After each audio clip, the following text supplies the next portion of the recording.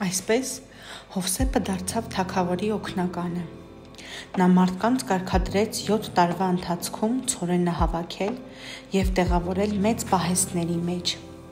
Երբ վրա հասան սովի 7 տարիները, Հովսեփը սկսեց վաճառել ցորենը։ Մի անգամ ցորեն գնելու համար հարևան երկրից մարդիկ եկան Եգիպտոս։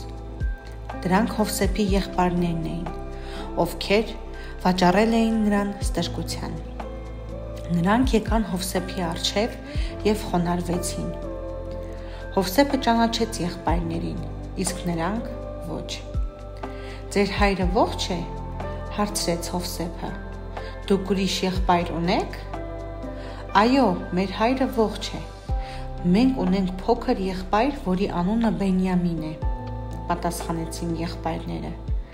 «Ձեզանից մեկը կմնա այստեղ բանտում, իսկ մնացածդ վերադարձեք տուն և բերեք Բենյամինին», ասաց Հովսեփը։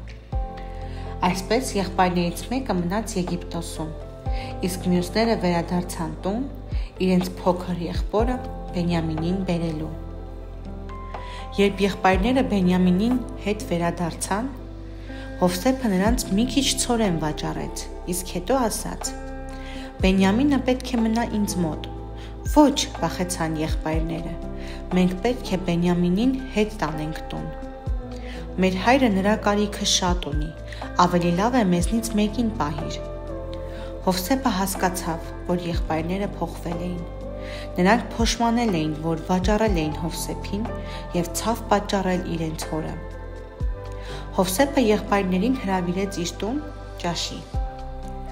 Եղբայրները դեռ չէին ճանաչում Հովսեփին։ Երբ Հովսեփը մենակ մնաց նրանց հետ, բացահայտեց իր ով լինելը։ «Ես ձեր եղբայրն եմ, Հովսեփը։ Ես ներում եմ ձեզ այն ամենի համար, ինչ արեցիք իմ նկատմամբ»։ Որքան էին զարմացել եղբայրները։ «Աստծու կամքն էր, որ ես հայտնվեցի այստեղ